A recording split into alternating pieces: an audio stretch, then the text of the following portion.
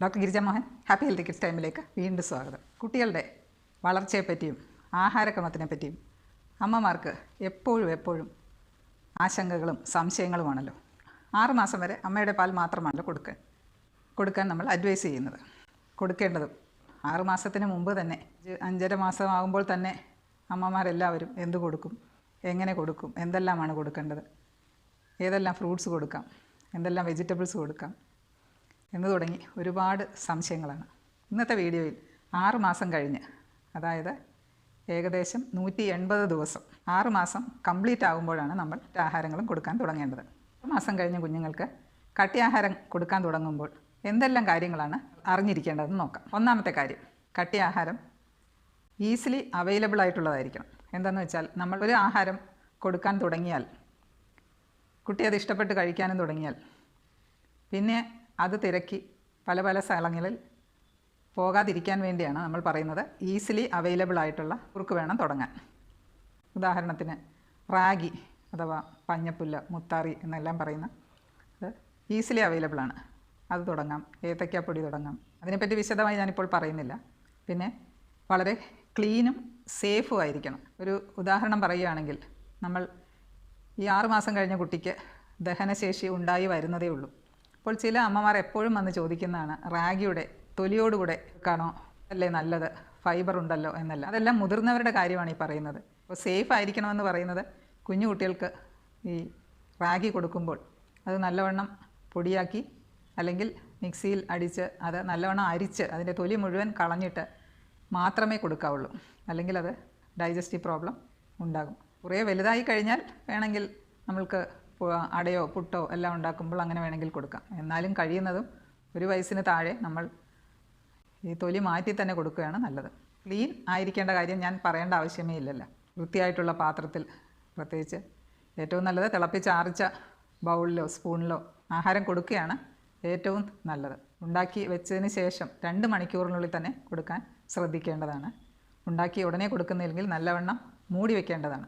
അപ്പോൾ easily available, clean and safe ആയിരിക്കണം. രണ്ടാമത്തത്, സിമ്പിളായി കുക്ക് ചെയ്ത് കൊടുക്കാൻ പറ്റുന്നത്, അതായത് അധികം സമയമെടുക്കാതെ കുക്ക് ചെയ്യാൻ പറ്റുന്നത്. സാധാരണ മിക്ക കുറുക്കുകളും അങ്ങനെ തന്നെയാണല്ലോ. നേരത്തെ ഞാൻ പറഞ്ഞ പോലെ തന്നെ ഫ്രഷ് ആയിട്ടുള്ള ഫുഡും കൊടുക്കാൻ പ്രത്യേകം ശ്രദ്ധിക്കേണ്ടതാണ്. മൂന്നാമത്തെ കാര്യം, നമ്മൾ കുട്ടികൾക്ക് കൊടുക്കുമ്പോൾ നമ്മളുടെ ഇൻകവും, അതായത് അഫോർഡബിലിറ്റി, വളരെ കോസ്റ്റ്ലി ആയിട്ടുള്ള ഫ്രൂട്ട്സോ ആഹാര സാധനങ്ങളോ കൊടുക്കണമെന്ന് യാതൊരു നിർബന്ധമില്ല. എക്സ്പെൻസീവായിട്ടുള്ള ഫ്രൂട്ട്സ് കൂടുതൽ മെച്ചമാണെന്നും ഞാൻ പറയുന്നില്ല. അതുകൊണ്ട് ഓരോ ഫാമിലിയിലും ഫാമിലി പ്രിഫറൻസ് അനുസരിച്ചും അഫോർഡബിലിറ്റി അനുസരിച്ചും വേണം നമ്മൾ കൊച്ചു കുട്ടികളുടെ ആഹാരക്രമം ശീലിപ്പിക്കാൻ. ആഗ്രഹം പോലെ ഇടയ്ക്കെല്ലാം കൊടുക്കുന്നതിന് കുഴപ്പമില്ല. ഒരു കാര്യം വിചാരിക്കേണ്ടത്, എക്സ്പെൻസീവായിട്ടുള്ള ഫ്രൂട്ട്സ് കൂടുതൽ നല്ലതാണെന്ന് വിചാരിക്കുകയേ വേണ്ട. നാലാമത്തെ കാര്യം, നമ്മളുടെ ഫാമിലിയിൽ നമ്മൾ കഴിക്കുന്ന ഫുഡ് തന്നെ ആയിരിക്കണം കുട്ടികൾക്ക് ആദ്യമേ തുടങ്ങാൻ. റാഗി, ഏത്തയ്ക്കാപ്പൊടി തുടങ്ങിയ കുറുക്കുകളും അതിനുശേഷം സാധാരണ നമ്മളുടെ എല്ലാം ഫുഡാണല്ലോ ചോറും കറികളുമെല്ലാം.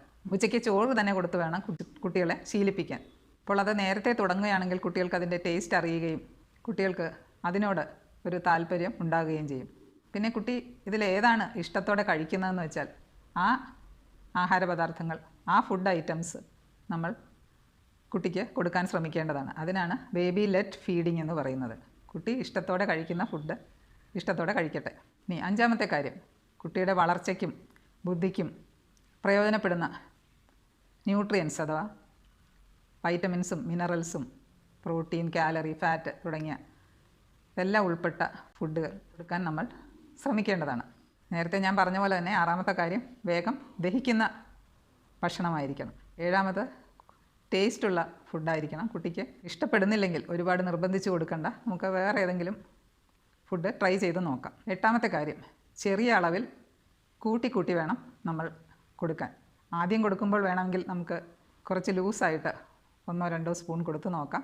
പിന്നെ ക്രമേണ കൂട്ടി ഒരു സ്പൂണിൽ നിന്ന് വിട്ട് പോകാത്ത വിധത്തിലുള്ള ആ ഒരു കൺസിസ്റ്റൻസിയിൽ നമുക്ക് എപ്പോഴും കൊടുക്കാം. ഇനി 9ാമത്തെ കാര്യം, ഫുഡിൻ്റെ കട്ടി കൂട്ടി കൊടുക്കുന്നതും, അതായത് 8-9 മാസമാകുമ്പോൾ ഒരുവിധം നല്ലവണ്ണം ചവയ്ക്കാൻ തുടങ്ങുകയും പല്ലുകൾ വരികയും അല്ലെങ്കിൽ തന്നെ മോണ കൊണ്ട് ചവച്ച് കുട്ടികൾ തിന്നാൻ തുടങ്ങുകയും അപ്പോൾ കുറച്ചുകൂടെ കട്ടിയായിട്ടുള്ള ആഹാരം കൊടുക്കാം.